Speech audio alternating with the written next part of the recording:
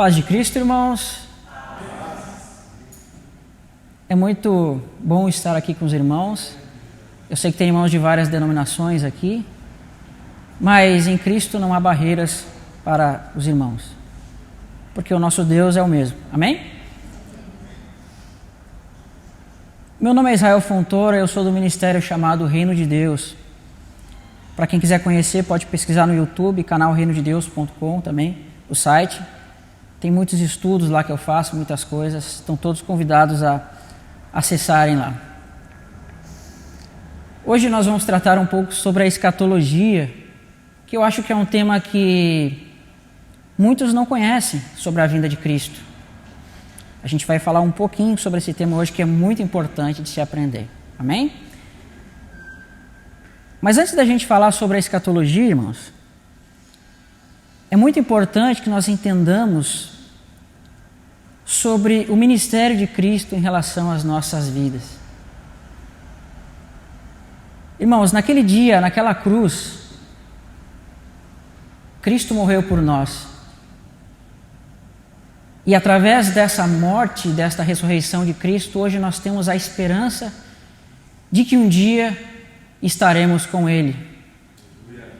Essa deve ser a maior esperança do cristão, independente de denominação, de placa, de CNPJ e qualquer outra coisa. Nós temos que ter a certeza de que nós temos um Senhor e de que esse Senhor é fiel e que naquele dia nós seremos salvos por Ele. Mas a gente precisa se preparar para isso.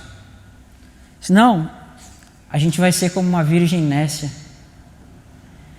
E eu penso que vocês não querem ser virgens nécias, né?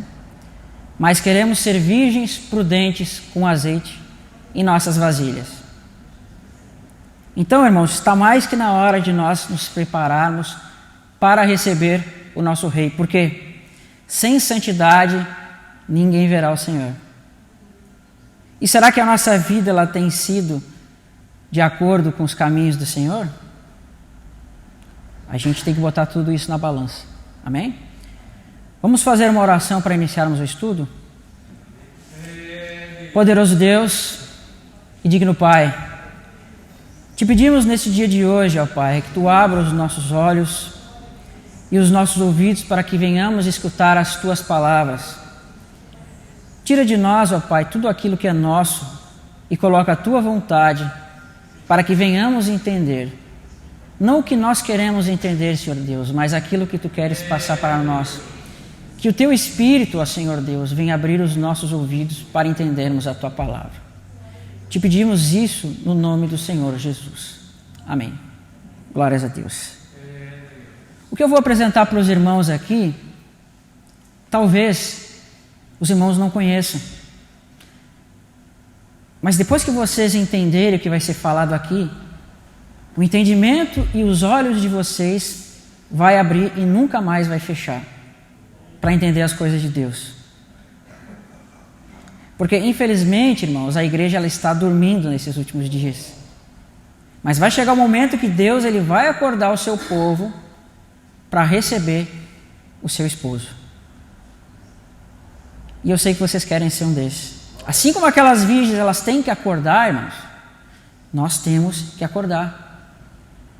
Naquela história, naquela parábola das virgens, nós vemos que tem um noivo, tem as virgens, mas tem mais alguém que grita assim: à meia-noite, eis que vem o noivo. Esses estavam acordados de noite, eles não dormiram. Então é isso que eu quero mostrar para os irmãos. Que Deus ele vai despertar a última geração antes da vinda de Cristo e vai trazer o último grande avivamento sobre a igreja. Vocês creem nisso? Nós vamos passar por isso, irmãos.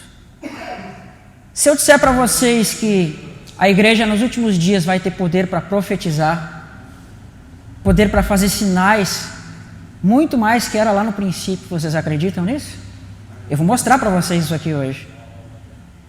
E se a gente andar nos passos do Senhor, nos caminhos do Senhor, aquela palavra vai se cumprir sobre a nossa vida que diz assim: aquele que crê em mim fará coisas maiores que eu fiz.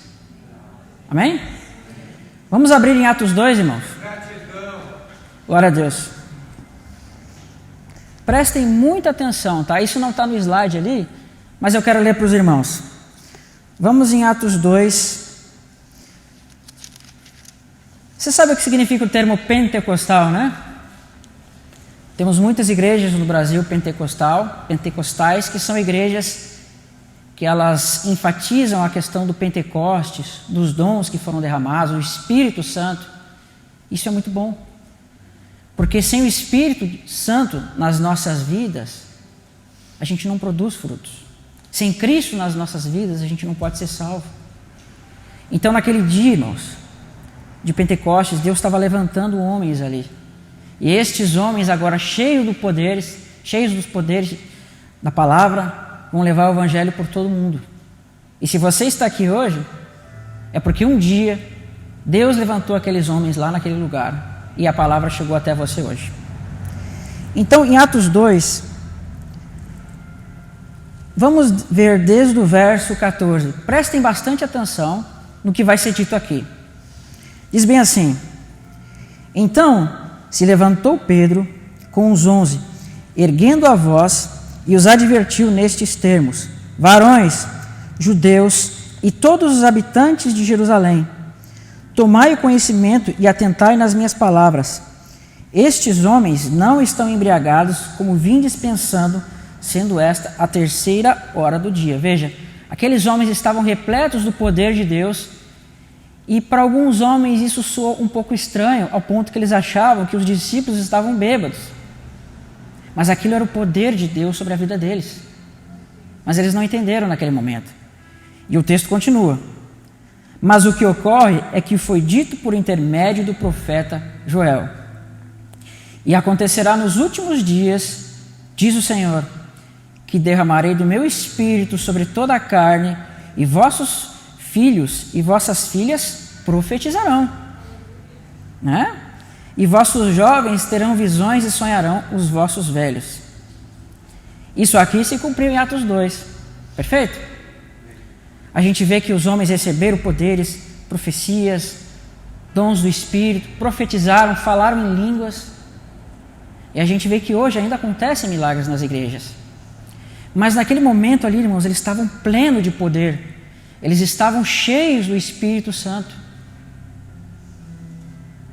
Mas vai acontecer uma coisa aqui nos próximos versos que não aconteceu, irmão. E isso vai acontecer, talvez até nos nossos dias. Olhem para o mundo, irmãos. O mundo está cada vez pior.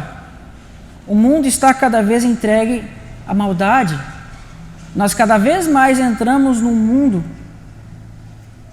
a modo de Sodoma e Gomorra. Lembram disso?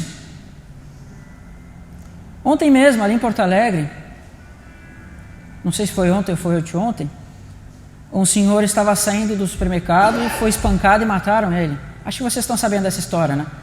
Perto de onde eu moro, inclusive. A gente vê que filhos matam pais, pais matam filhos, guerras, rumores de guerras acontecendo, a iniquidade tomando conta do mundo. E Jesus já falava isso lá em Mateus 24. Mas não vos preocupeis, porque isso é o princípio das dores. Só que Cristo ele diz o seguinte: quando nós vemos todas essas coisas, a gente tem que exultar. Por quê? Porque as portas estão próximas. E ele diz assim que quando nós fomos injuriados por amor a Ele, nós temos que nos alegrar. Por quê? Porque nós estamos sendo dignos de sermos maltratados por amor a Cristo. Estamos sendo dignos de ser semelhante ao que Ele foi lá. Por quê, irmãos? Porque a maior glória do cristão é ser como foi o seu Senhor, a imagem e semelhança de Cristo. E eu sei que vocês querem ser isso. Amém? Então, prestem muita atenção no verso 18, que vai dizer assim: até sobre os meus servos e sobre as minhas servas derramarei do meu espírito naqueles dias e profetizarão. A gente viu um pouquinho atrás que o espírito tinha sido derramado sobre os filhos e sobre as filhas para eles profetizarem. Mas agora ele fala assim: até sobre os meus servos e sobre as minhas servas derramarei do meu espírito naquele dia para que profetizem. Olha o que ele vai dizer depois. Então mostrarei prodígios em cima nos céus, embaixo na terra, sangue, fogo, vapor e coluna de fumaça. Isso aconteceu no tempo dos apóstolos, irmãos? Não aconteceu. Só que Deus está dizendo que vai derramar o Espírito dele sobre os seus servos e essas coisas vão acontecer. Porque, irmãos, vocês lembram lá do contexto do Êxodo? Deus, quando ia tirar o povo da terra do Egito, ele levantou Moisés e Arão. E Moisés e Arão, para despertar o povo, o que eles fizeram? Deus deu poder para eles, para que eles fizessem sinais na terra do Egito. E aqueles homens foram despertos e foram tirados da terra do Egito. E a Bíblia fala que tudo o que aconteceu no passado é sombra das coisas que vão acontecer. As mesmas coisas que aconteceram lá, irmãos, vai tornar a acontecer. Deus vai levantar dentre o povo pessoas para fazer isso. Vocês lembram de Elias? Quando Elias foi arrebatado ao céu, depois a gente vai ver que Eliseu vai receber o poder de Elias em dupla porção. Isso vai acontecer. A igreja vai receber uma dupla porção do Espírito nos últimos dias. E ao longo desses estudos que nós vamos ver aqui, eu vou mostrar isso para os irmãos. Perfeito? Hoje, irmãos, nós vamos estudar um pouco sobre as coisas esquecidas da igreja, as palavras que as pessoas esqueceram, ditas pelos profetas e pelos apóstolos. Infelizmente, irmãos, hoje as pessoas elas estão preocupadas com coisas terrenas. Coisas terrenas, irmãos. Mas será que nós temos nos preocupado com as coisas de Deus? Aquilo que Deus quer que nós nos preocupemos? Porque a nossa vida, irmãos, ela não é aqui. Tudo isso que nós temos aqui é passageiro e é temporário. Paulo diz assim: se a nossa esperança em Cristo é só para essa vida, então comamos e bebamos que amanhã morreremos. Mas a nossa esperança tem que ser aquela vida vindoura, a esperança da ressurreição, a esperança da glória que está em Cristo. Perfeito? É assim que tem que ser, irmãos. Nessa vida daqui, irmãos, nós vamos ter tribulações, dificuldades, mas a gente tem a certeza de que Cristo está com nós. Cristo está conosco nesses dias para que nós venhamos suportar as tentações. Naquele dia, irmãos, naquela cruz, Cristo morreu por nós. Mas você tem que pensar, irmãos, que Cristo, ele tem um corpo. E quem é esse corpo? Somos nós. A Bíblia diz assim: deixará o homem pai e mãe e se tornará uma só carne com sua esposa. Cristo deixou o céu, deixou seu pai e veio até nós e se tornou uma só carne conosco. Portanto, naquele dia, irmãos, quando Cristo morreu, não foi só a cabeça que morreu, mas o corpo morreu. Naquele corpo de Cristo, todos nós estávamos lá, morrendo com Ele naquela cruz. Estávamos sendo crucificados com Ele. Mas ao terceiro dia, não foi só a cabeça que ressuscitou, foi o corpo. Todo o corpo, todo o povo de Deus naquele dia ressuscitou em espírito com Cristo. Mas isso vai se cumprir plenamente na sua vinda. E nós seremos semelhantes a Ele. Essa é a maior esperança que nós devemos ter, irmãos. Se não for essa a nossa esperança, que esperança nós estamos tendo? Essa é a verdadeira esperança em Cristo. Naquele dia, irmãos, do arrebatamento, Cristo não vai arrebatar placas, Cristo não vai arrebatar templos, Cristo não vai arrebatar CNPJ, Ele vai arrebatar pessoas. Irmãos, pessoas, nós somos a igreja de Cristo, é em nós que habita o Espírito. Então você já imaginou a cena? Você já imaginou aquele momento glorioso que vai ser uma coisa única na história, no mundo? Deus, Ele vai ressuscitar os seus eleitos e todos aqueles de todas as épocas, irmãos, que creram em Deus, vão ressuscitar e vão com Cristo para a glória. Essa tem que ser a sua esperança, irmãos. Mas para isso, irmãos, a gente tem que suportar muitas dificuldades, porque o servo não é maior que o seu Senhor. Só que, irmãos, infelizmente nesses últimos dias, o nosso inimigo, que vocês sabem quem é, o enganador, o diabo, Satanás, o que ele mais tem feito é enganar a igreja de Deus sobre a maior esperança da igreja, a vinda de Cristo, irmãos. E a gente vai perceber que ao longo de séculos a igreja foi enganada. E ela não conhece a vinda de Cristo, irmãos. E eu sei que vocês querem conhecer hoje. Se vocês querem conhecer a verdade sobre a vinda de Cristo, prestem muita atenção no que vai ser dito. Que eu sei que isso vai mudar a vida de vocês. Se vocês entenderem e prestarem atenção, a vida de vocês hoje vai mudar para sempre.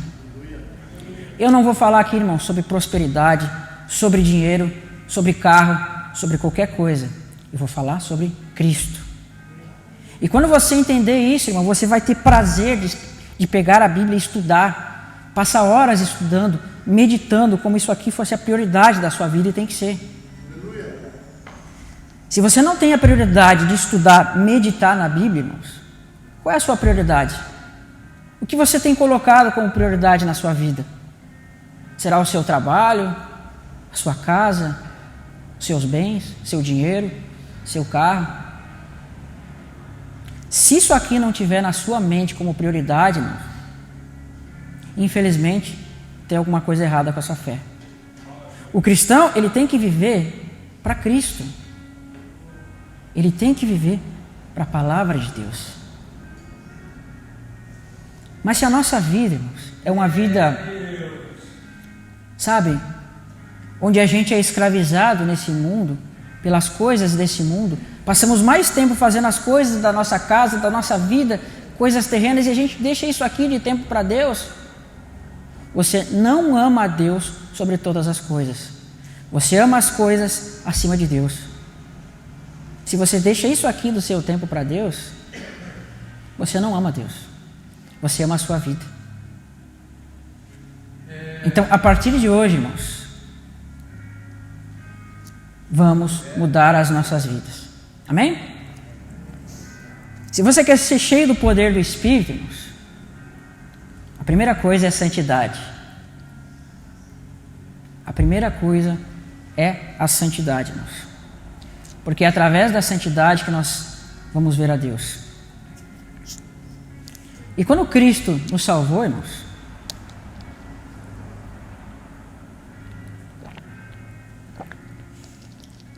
Ele nos salvou do pecado.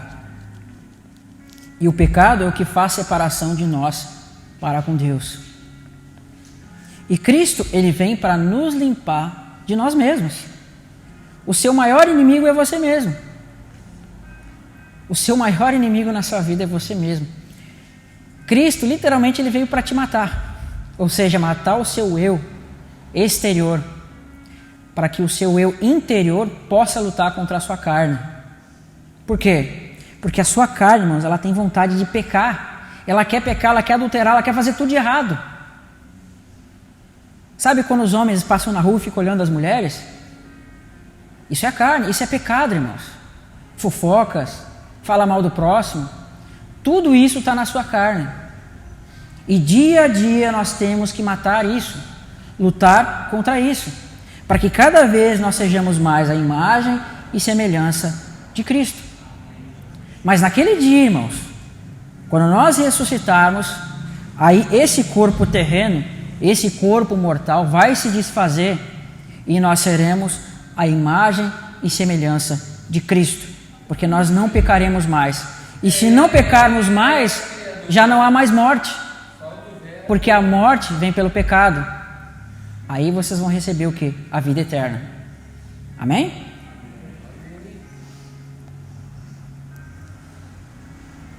Pode passar para o slide 3, por gentileza. Eu quero começar a mostrar para os irmãos coisas que estão esquecidas na palavra. Que se você não tem o costume de estudar, irmão, infelizmente elas vão passar despercebidas E você vai escutar tudo que falam para você.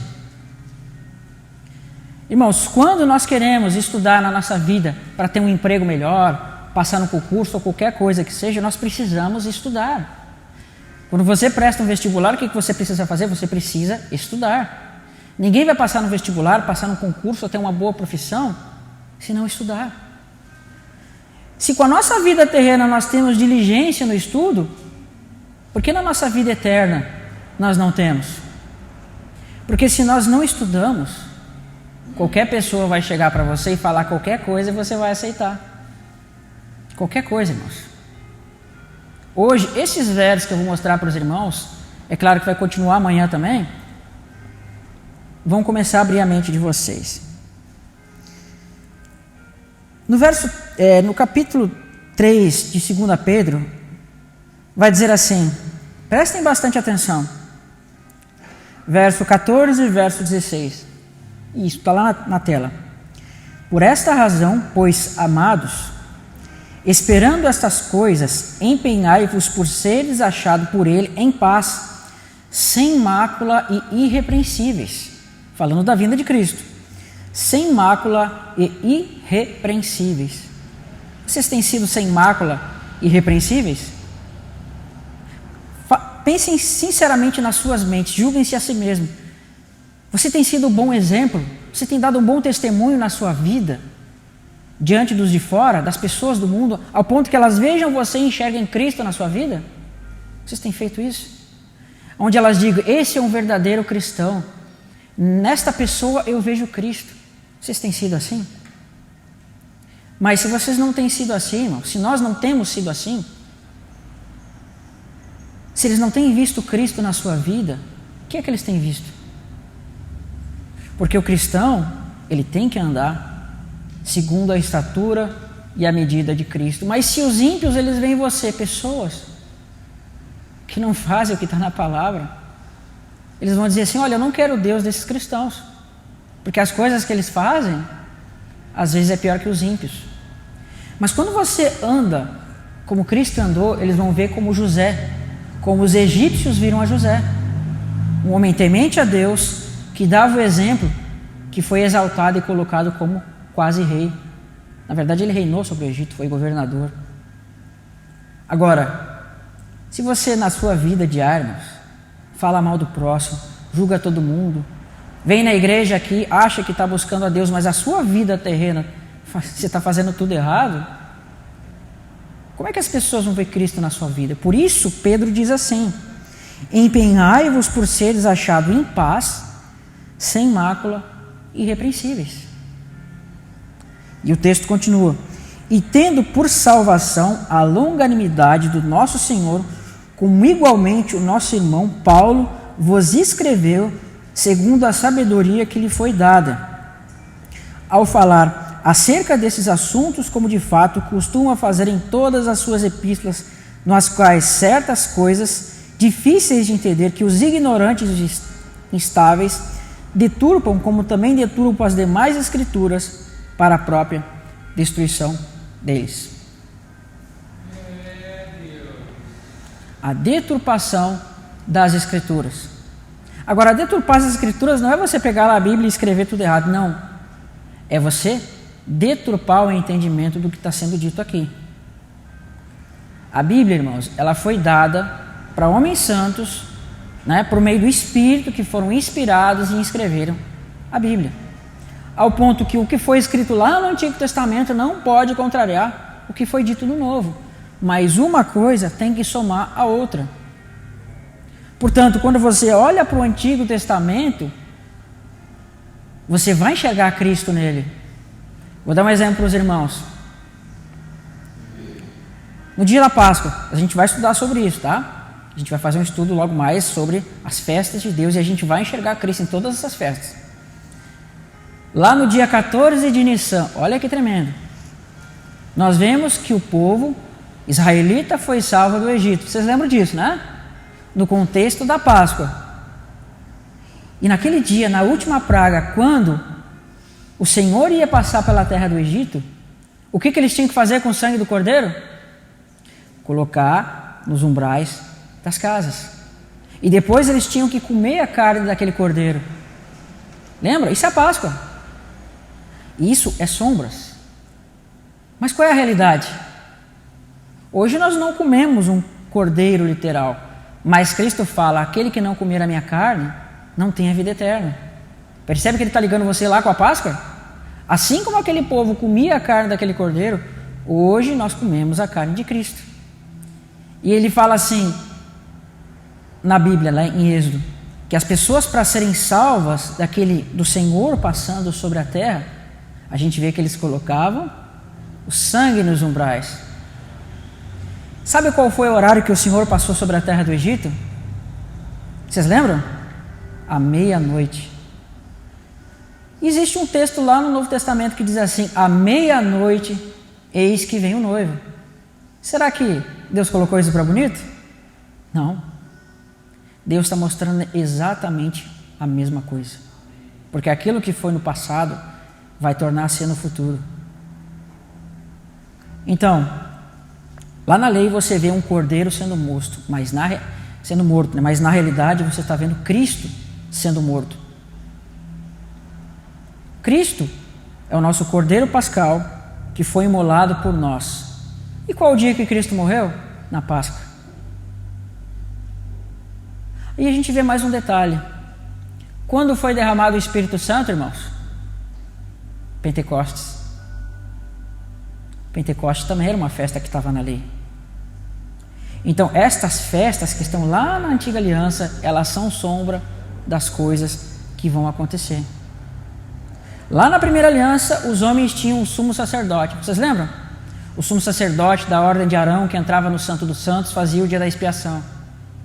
Ele tinha que passar uma vez por ano naquele véu, e entrando no véu, ele fazia expiação pelo povo, e o povo era expiado dos seus pecados.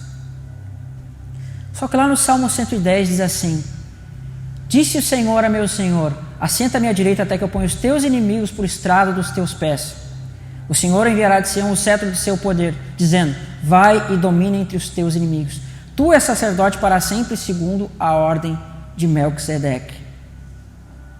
O sumo sacerdote na lei, irmãos, ele entrava num santo dos santos terreno. Só que Cristo, quando ele morreu e ressuscitou, ele não entrou num tabernáculo terreno, ele não entrou num santo dos santos na terra, mas ele transpassou o céu e se assentou à destra de Deus. E eu pergunto para vocês, pode existir um lugar mais santo que está à destra de Deus? Não existe. Cristo, ressuscitado, se assentou à destra de Deus, enquanto o sumo sacerdote terreno entrava num santo dos santos com uma arca da aliança literal. Isso é a realidade, irmãos. Quando você olha para a sombra, você enxerga a realidade. Toda vez que você via um cordeirinho lá sendo morto pelo pecado do povo, você estava vendo Cristo. Toda vez que você via aquele sangue derramado, você estava vendo o sangue de Cristo sendo derramado. Aquela cruz, irmão, era o propiciatório de Deus. Então, quando Cristo colocava aquela coroa de espinhos que sangrava, o sangue estava escorrendo pelo seu corpo. E aquele corpo era nós, irmãos. Aquele sangue estava escorrendo por nós. E nós estávamos sendo purificados do pecado naquele dia. Então, hoje, se você é purificado do pecado, irmãos, foi graças ao sacrifício de Cristo. Amém? Então, você vê que aqui no verso 16, Pedro confirma que as coisas que foram ditas por Paulo, os inconstantes e os indoutos, eles deturpam essas coisas. E essas coisas chegaram até nós. E todos nós, irmãos, estamos escutando essas coisas. Agora, no slide 4, pode passar para nós? Está em 2 Tessalonicenses, capítulo 2, do verso 1 ao verso 2. Prestem bastante atenção, tá? Irmãos, se caso vocês não estão entendendo, porque não é fácil de falar isso, é muito difícil. Isso provavelmente vai estar gravado na live, eu vou gravar aqui também. Vocês podem rever isso várias vezes para entender, tá? Diz assim, verso 1. Irmãos, no que diz respeito à vinda do nosso Senhor Jesus Cristo e à nossa que está escrito aí? A nossa reunião. Olha o que está dizendo. No que diz respeito à vinda do Senhor, o que nós esperamos? A vinda do Senhor. Vocês estão esperando isso, não estão? Todos nós estamos esperando a vinda do Senhor.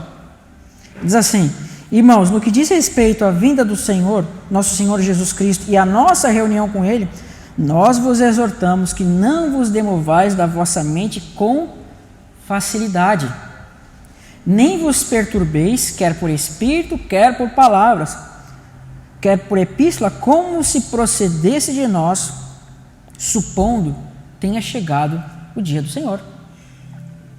Então veja, agora o próprio Paulo aqui está dizendo que haviam pessoas que estavam confundindo a cabeça deles, como se Cristo já tivesse vindo naquele momento, como se não tivesse um monte de coisa para acontecer ainda. E estava dizendo, olha, Cristo está chegando, e tinham pessoas que estavam parando de trabalhar, que estavam fugindo para o mato, fazendo um monte de coisa. E ele fala, calma, calma. Não suponha que nós estamos falando que chegou o tempo, calma. Entende? Então tinha pessoas que estavam indo para o mato, que estavam fugindo, estavam fazendo um monte de coisa. Por quê? Porque o diabo, irmãos, ele desde o início vem confundindo as pessoas sobre a vinda de Cristo. Por que eu estou dizendo isso, irmãos? Porque a vinda de Cristo é a coisa mais importante que nós temos que esperar. Mas se você tira o foco disso, você vai pensar na sua vida. E aos poucos você vai tirando as coisas de vida de Cristo da sua vida, e cada vez você vai se tornando mais de acordo com o mundo. E aí o que vai acontecer? Você vai ser pego de surpresa. Você vai ser pego de surpresa, porque o Senhor vai vir como um ladrão. Só que se o pai de família soubesse quando viria o ladrão, ele não deixaria ser roubado a sua casa, como o próprio Cristo fala. O ladrão, irmãos, ele vem. Mas quando você sabe que o ladrão ele vem e você se prepara para a vinda do ladrão, você não vai ser pego de surpresa. Mas agora, se você sabe que vem o ladrão e você não se preocupa, e você deixa a sua casa aberta, ele vai arrombar a sua casa. Então, esse se preparar para a vinda do Senhor é a sua santificação e a sua busca por Cristo.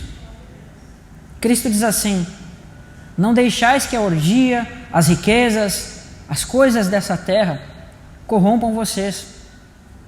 Por quê? Porque tudo isso vai afastar vocês da grande esperança da vinda. Então você vê aqui que tinham pessoas, irmãos, que elas estavam se confundindo com a vinda de Cristo, achando que era aquele momento que Cristo viria. E essas pessoas passaram a ficar apavoradas com tudo que estava acontecendo e estavam sendo escandalizadas com aquelas coisas. Agora, lá em Mateus 25, isso está no slide 5, tá, irmão? Pode passar para nós. Em Mateus 25, camisa do irmão lá, diz assim, verso 1 até o verso 13, tá? Irmãos, isso aqui tem tudo a ver com nós, tá? Tudo a ver conosco. Verso 1. Então, o reino dos céus será semelhante a 10 virgens que, tomando suas lâmpadas, saíram a encontrar com seu noivo.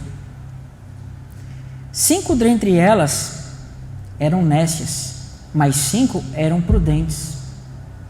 As nécias tomaram as suas lâmpadas e não levaram azeite consigo.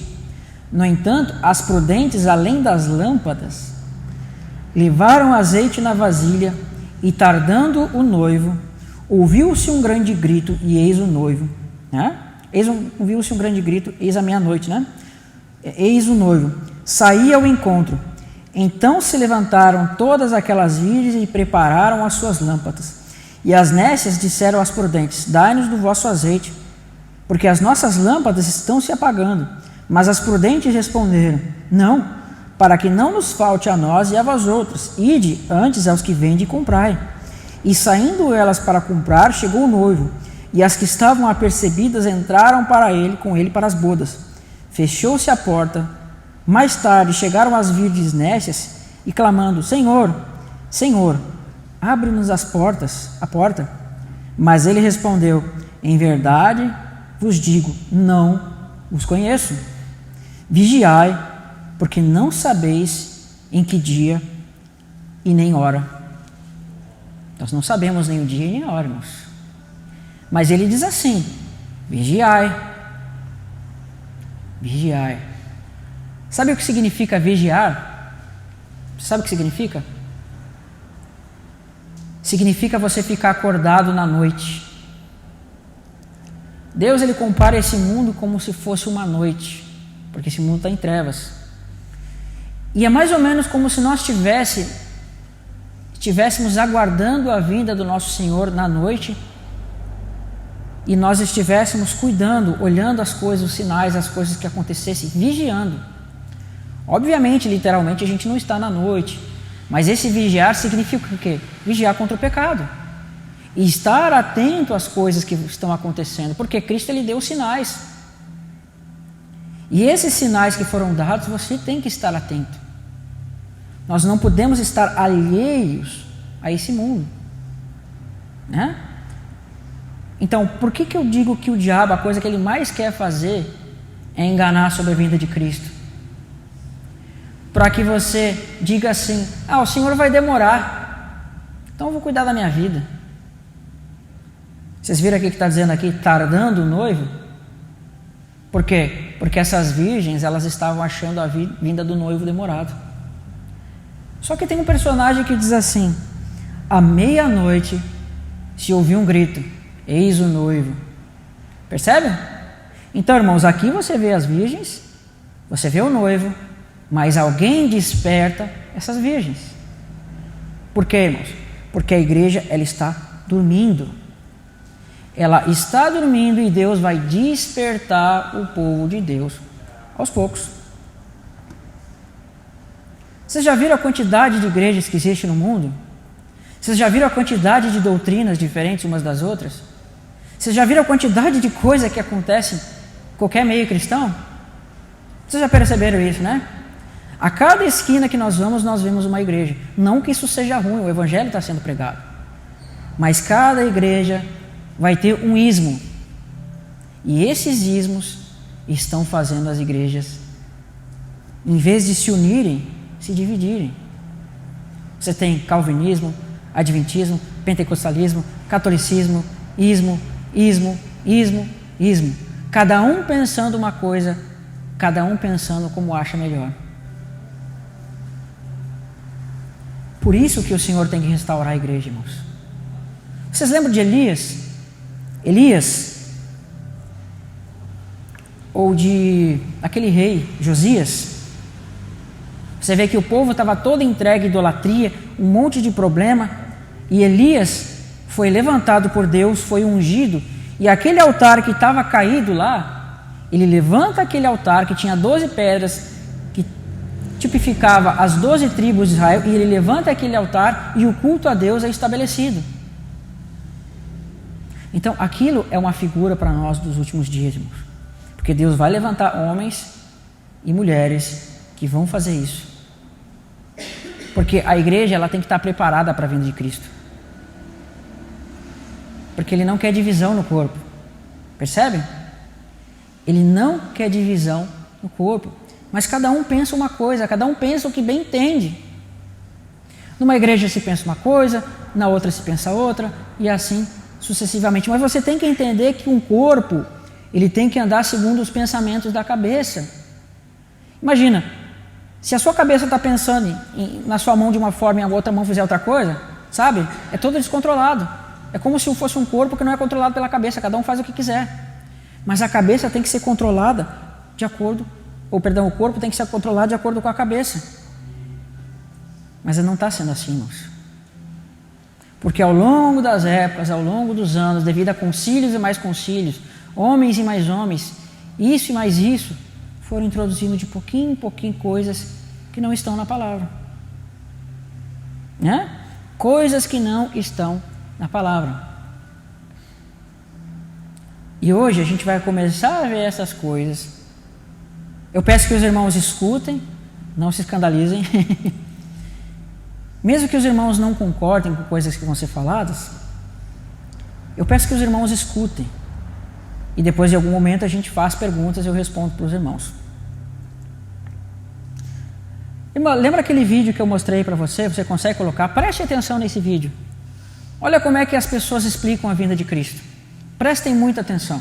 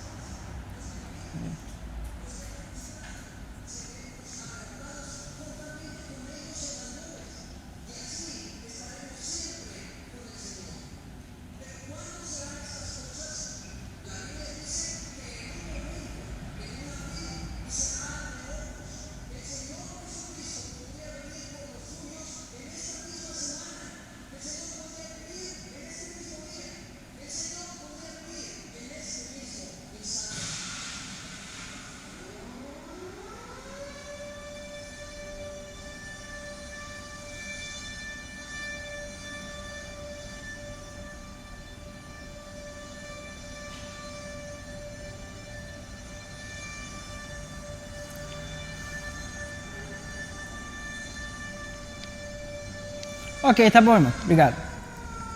Vocês já viram esse vídeo? Alguém de vocês? Então, hoje a imagem que se tem da vinda de Cristo é o seguinte. Olha a imagem que as pessoas têm ver da vinda de Cristo. A vida está normal, está acontecendo tudo normal na vida. E do nada, é como se desse um estouro, bum! E aí cai as roupas das pessoas no chão e tudo isso.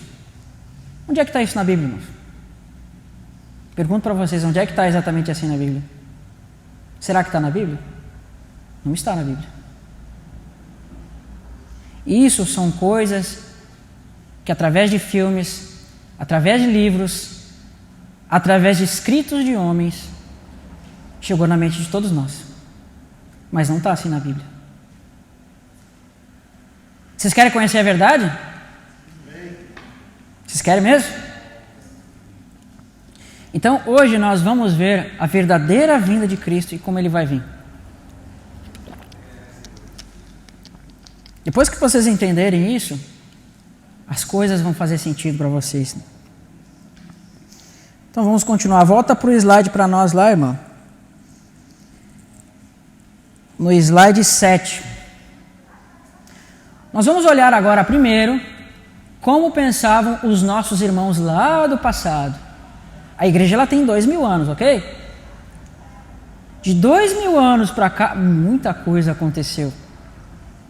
E a gente vai ver que os pensamentos dos irmãos lá do passado era muito diferente do pensamento de hoje. Se hoje você sabe que a Bíblia, os evangelhos foram escritos por Mateus, Marcos, Lucas, etc, etc, foi esses homens aqui que demonstraram por meio da história quem foi que escreveu esses evangelhos. Se você tem a compilação da Bíblia como hoje, foi graças a esses homens. Se hoje você entende que Cristo deve ser adorado e é o nosso Deus, foi por causa que esses homens lutaram no passado por isso. A igreja no passado, irmãos, ela era conhecida, sabe pelo quê? Sabe pelo que a igreja era conhecida no passado? Infelizmente, hoje o evangelho está mal visto, irmãos. Hoje o cristão não é mais visto como uma imagem de Cristo, uma imitação de Cristo. Mas hoje, se você pega, irmãos, qualquer pessoa que é incrédula, ela vai dizer que o cristão, não, o cristão é um julgador, o cristão é isso, o cristão é ganancioso, o cristão é isso, o cristão é aquilo, etc, etc. Mas sabe pelo que o cristão era conhecido na antiguidade? Pelo amor ao próximo, pela caridade, pela mansidão, pelo testemunho, pelas boas obras. Um cristão na antiguidade, quando ele via uma criança órfã, sabe o que ele fazia? Ele adotava. Porque no Império Romano, os romanos eles tinham o costume de quê? De que quando eles não queriam criar uma criança, né, porque existia muito adultério, e quando havia adultério, haviam filhos desse adultério, eles simplesmente jogavam as crianças na rua, vendiam como escravo, faziam uma série de coisas. Os cristãos iam lá, alimentavam essas pessoas, tomavam essas crianças, levavam para casa. Eles visitavam orfanatos, hospitais, tudo. Mas uma coisa que eles faziam que hoje as pessoas não fazem, é dar a sua vida por amor a Cristo. Se hoje chegasse aqui um muçulmano e botasse uma faca no seu pescoço, quantos de vocês aqui suportaria? Quantos de vocês aqui suportaria morrer por amor a Cristo? É aí que vocês vão provar a fé de vocês. Quando você vai lá para a Coreia do Norte, quando você vai lá para os países da Arábia, ser cristão lá, irmãos, é outra coisa. Vocês sabiam que na Coreia do Norte, os cristãos de lá, eles se encontram debaixo dos esgotos? Eles se encontram nas catacumbas, nos cemitérios. Sabe por quê? Porque se a polícia da Coreia do Norte pega eles, eles morrem. Eles são trucidados, esquartejados, mortos, crucificados. E sabe qual é a oração deles, irmãos? A oração deles não é para se livrar disso, mas a oração deles é para que nós aqui no Ocidente venhamos conhecer a Cristo, porque para eles a gente não conhece. Porque o cristianismo aqui é muito fácil você vir numa igreja, é muito fácil você dizer cristão, é muito fácil. Mas eu quero ver você dar sua vida para o Cristo. Eu quero ver o dia que você tiver que provar a sua fé, se você vai estar preparado. Então, lembram de Estevão? Estevão, quando estava sendo apedrejado, ele olhou para o céu e disse assim, que ele via o Filho de Deus assentado à destra de Deus e ele dava glória a Deus por isso. O cristão, ele não tem que ter medo da dor, da morte, da perseguição. Por quê? Porque a sua tristeza por amor a Cristo e a sua dor, ela vai se transformar em alegria. Hoje, se você imagina, irmãos, sabe, no passado, os nossos irmãos foram mortos.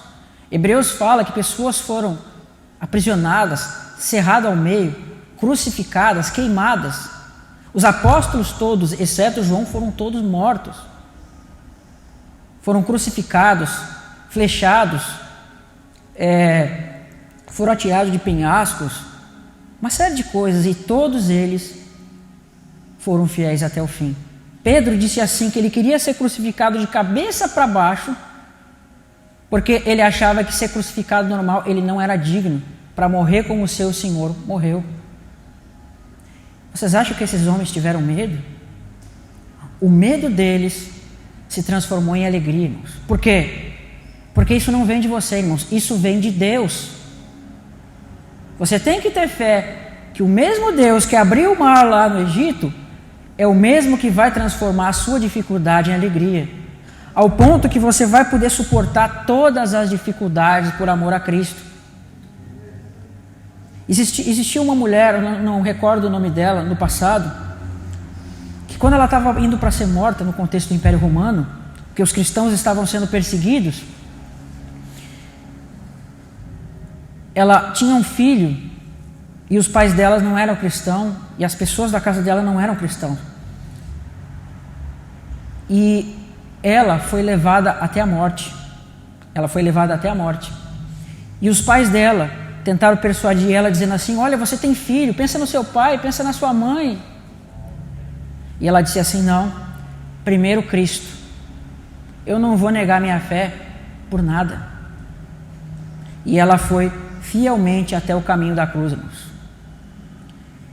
E quando ela chegou lá, depois que o touro, sabe, eles eram mortos com touros, os touros lá matavam os nossos irmãos.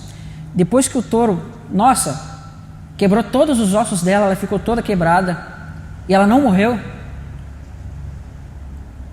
Um dos oficiais romanos lá, quando foi ver se ela estava morta, vendo que ela não estava morta, ela mesma pegou a faca e disse assim: me mata. Por quê? Porque ela sabia que a glória que vem depois é superior a todas as nossas aflições que nós vamos passar aqui. A gente acha a vida difícil, né? Vamos lá para a Coreia do Norte. Vamos para lá. Vamos lá para a Arábia. Lá vocês vão achar a vida difícil. Vocês acham que lá eles estão preocupados com carro, com dinheiro, com ter casa? Eles cultuam a Deus nos esgotos, no meio do lixo, nas prisões. É assim que eles cultuam a Deus. E nós, tendo tudo aqui, pensamos em coisas terrenas. Essa é a oração deles, para que nós aqui nos convertemos. Depois você pesquisa lá o portal Portas Abertas, tá? Que é um portal onde mostra a perseguição dos nossos irmãos no mundo. E eu pergunto para vocês,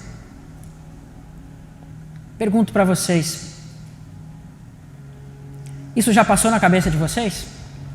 Isso tem sido ensinado para vocês? Não tem sido ensinado, irmãos.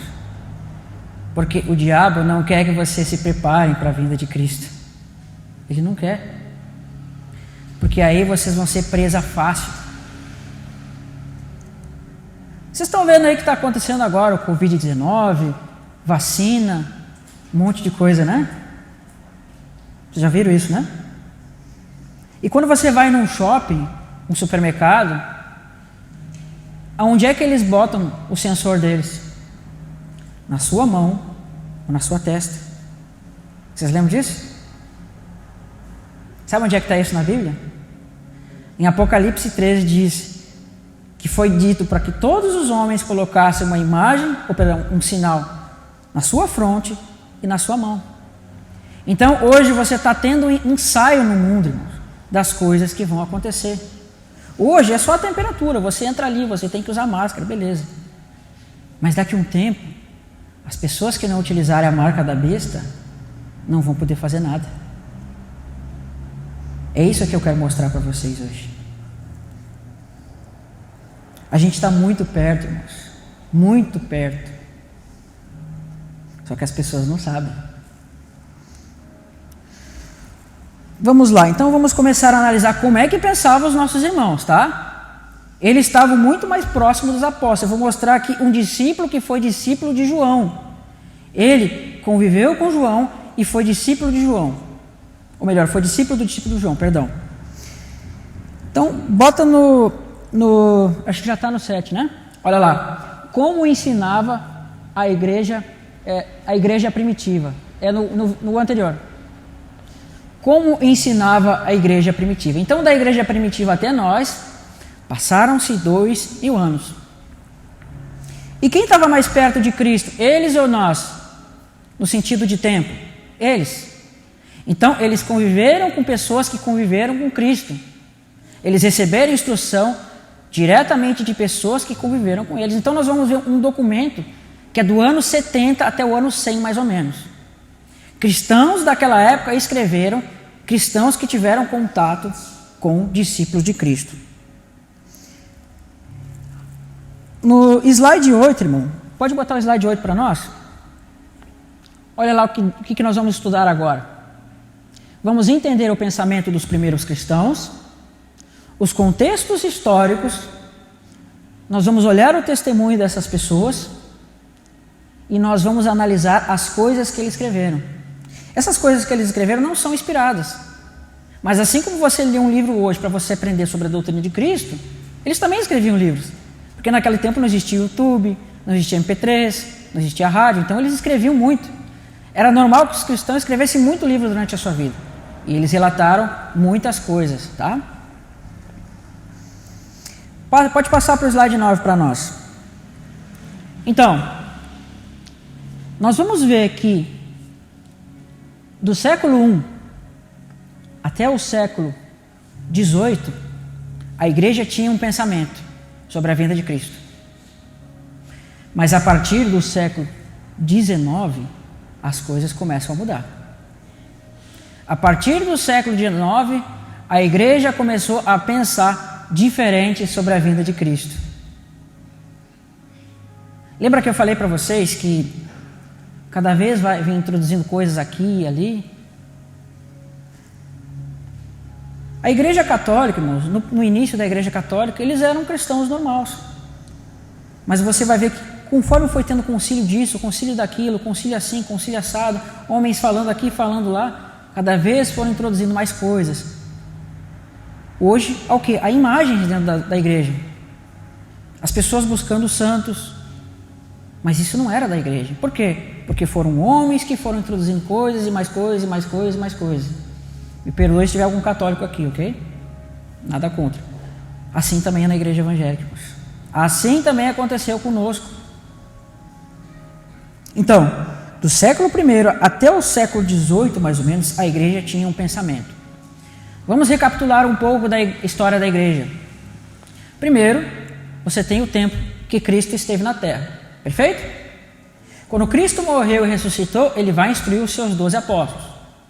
E esses apóstolos vão para o mundo agora pregar o que? O Evangelho. E quando eles pregam o Evangelho para o mundo, eles vão fazer muitos discípulos. E eles vão entregar uma doutrina para esses discípulos. E esses discípulos vão, ser fiéis a essa doutrina. Então, enquanto os apóstolos estavam vivos, a igreja estava o quê? Plenamente na doutrina dos apóstolos. Mas quando eles morreram, os lobos começaram a entrar dentro da igreja. Porque eles tinham autoridade de corrigir os erros. Mas a partir do momento que os apóstolos morreram, começaram a entrar os ismos dentro da igreja. Então, se você fizer um estudo lá do século II até o dia de hoje, você vai ver que muitas heresias, muitas coisas, um monte de erro entrou dentro da igreja. E aí se levantam homens que vão ser chamados apologetas, que vão ser chamados dos pais da igreja, lá no início, que vão o quê? Falar contra esses erros. E a gente vai estudar o que eles falaram hoje, tá?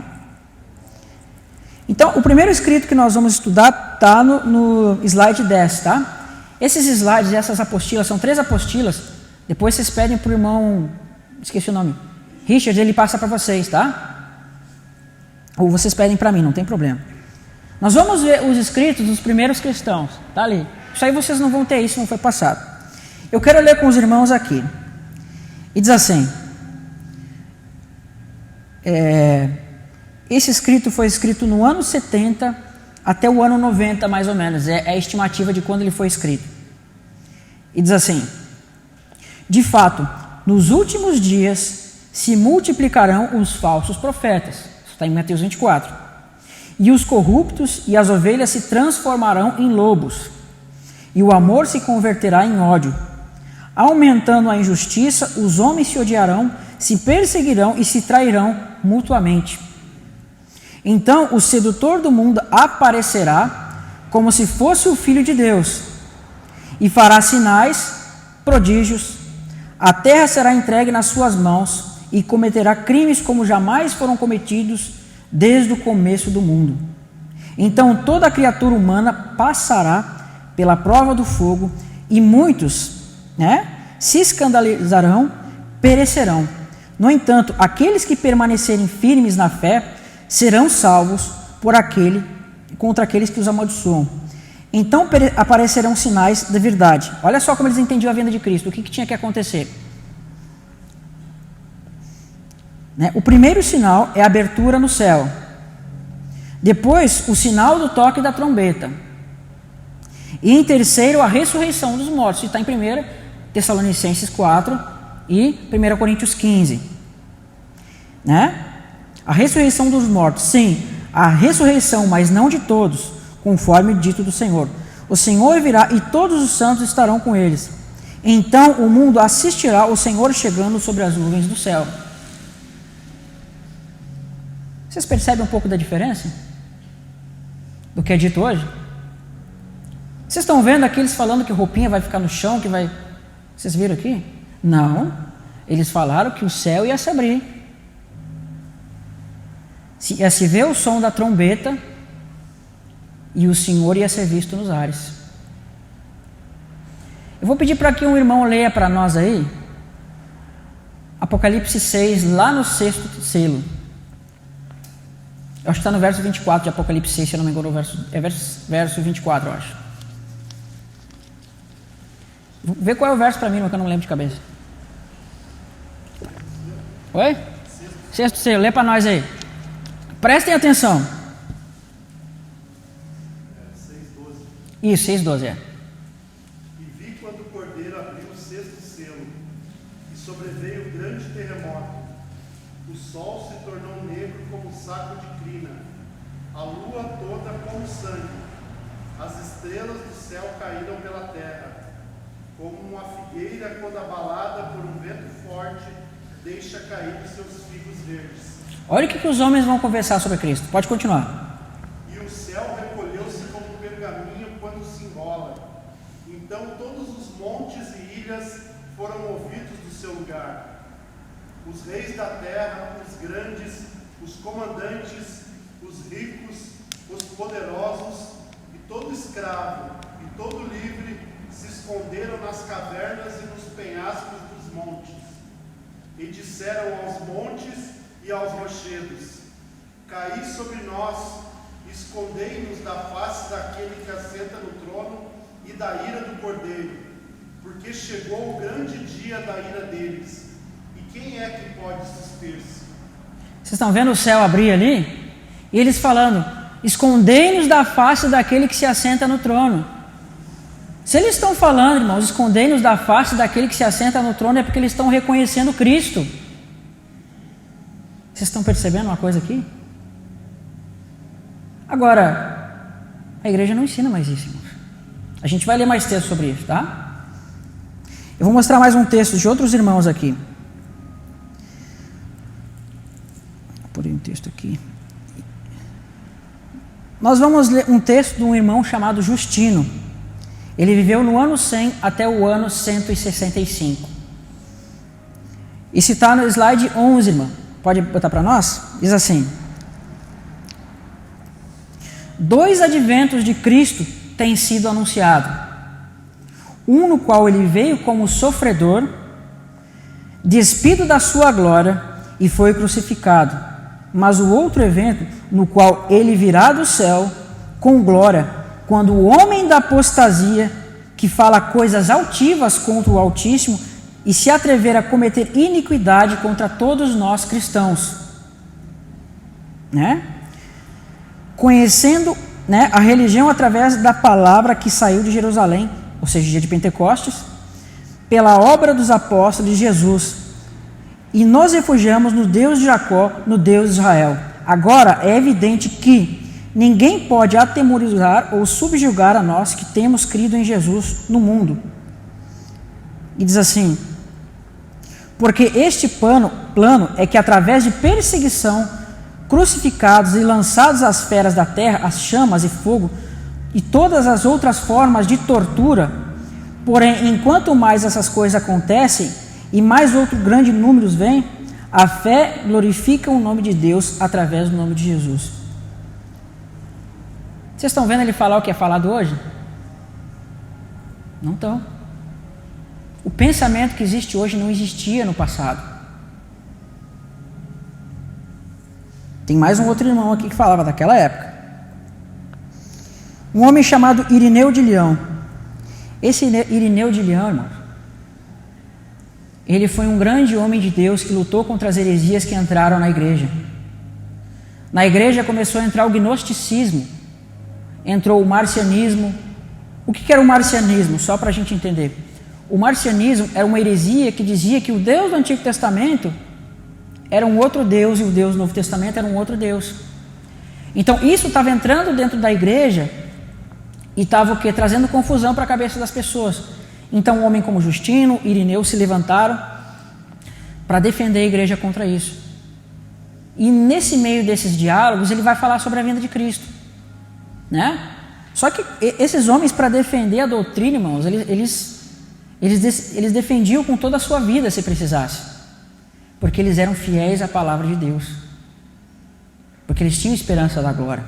Então olha o que ele vai dizer assim, tá? Para quem não leu o livro de Daniel, é necessário, porque o livro de Daniel ele trata de muitas coisas acerca da escatologia. Olha que ele vai falar da vinda de Cristo. Uma revelação mais clara ainda acerca dos últimos tempos e dos 10 reis, entre os quais será dividido o império que agora domina. Foi falado por João, discípulo do Senhor, no Apocalipse assim, explicando que eram os 10 chifres vistos do profeta Daniel, né? Dizendo assim: os 10 chifres que tu viste são 10 reis que ainda não receberam reino, mas que receberão poder como reis por 1 hora com a besta. Eles tem senão um pensamento de homenagear a besta com a sua força e com o seu poder. E ele combaterá contra Cordeiro, mas o Cordeiro os vencerá, porque é Senhor do Senhor e Rei dos Reis. E está claro, portanto, que aquele que deverá vir matará 3 desses 10 reis, e que os outros lhe submeterão, e que eles serão o 8º entre eles. E eles destruirão a Babilônia e reduzirão as cinzas e darão seu reino à besta. Né? E perseguirão a igreja. Percebe? Mas em seguida serão destruídos pela vinda do nosso Senhor. Vocês estão entendendo a diferença? É isso que é ensinado hoje? Aqui a gente está vendo que vai haver perseguição. Mas hoje o mundo ensina aquilo que a gente viu lá. Só que não tem um verso na Bíblia que ensina aquilo. Irmãos, nos últimos dias, nós vamos ser perseguidos. Creia você ou não. Então, hoje, o inimigo está dizendo para você o quê? Que o Senhor Jesus Cristo vai vir e do nada as pessoas vão desaparecer. Mas isso não fala na Bíblia. Depois vocês pesquisem na Bíblia, se vocês acharem, vocês me mostrem. Porque não tem. Eu já li a Bíblia muitas e muitas vezes, irmão, e eu nunca achei em lugar nenhum. E isso a gente pode confirmar pela história. Eu mostrei aqui irmãos do passado, nem os reformadores, nem nenhum teólogo da igreja, nem ninguém no passado creu assim. Mas quando chegou o século XVIII, ou melhor, o século XIX, aí mudou as coisas. Vamos lá, mais um pouquinho. Diz assim, vamos para o 13. Mais uma do Irineu, o slide 13. Pode botar para nós, irmão? Slide 13? Já está? Diz assim: todas as profecias se referem, sem contestação, à ressurreição dos justos, que se realizará depois do advento do anticristo e da eliminação de todas as nações submetidas à sua autoridade, quando os justos reinarão e aumentarão pela aparição do Senhor. Então se consumará, porque ele participará da glória do Pai, com os seus santos anjos, participarão da vida e da comunhão na unidade espiritual no reino de Deus. Mais ainda, Hipólito de Roma, do ano 170 até o ano 235, ele diz assim: sendo cheio de engano, elevando-se contra os servos de Deus, com o desejo de afligi-los, persegui-los pelo mundo, por não darem glória ao anticristo, ordenará que todos ofereçam incenso em todos os lugares, de maneira que ninguém dentre os santos será possível comprar ou vender, olha a marca da besta, sem que primeiro sacrifique, isto é, o significado da marca da besta recebido na mão direita. O anticristo deve reinar, perseguir a igreja, que escapará de cidade em cidade, buscando esconderijo nos desertos, entre os montes, possuindo nenhuma outra defesa, senão as 2 asas da grande águia, que está lá em Apocalipse 12, que significa a fé em Cristo Jesus, que estendendo as suas mãos, sendo a árvore da vida, abrindo 2 asas, à esquerda e à direita, chama todos os que nele acreditam, cobrindo com as asas, como se fosse uma galinha e seus pintinhos. Isso está em Mateus, quando ele fala de Jerusalém. Então tem muitos textos aqui, irmão. Se a gente for ler, vai demorar muito tempo. Depois vocês vão ler na apostila, a gente vai ver que nem Lutero, nem ninguém ensinou isso que está sendo ensinado hoje.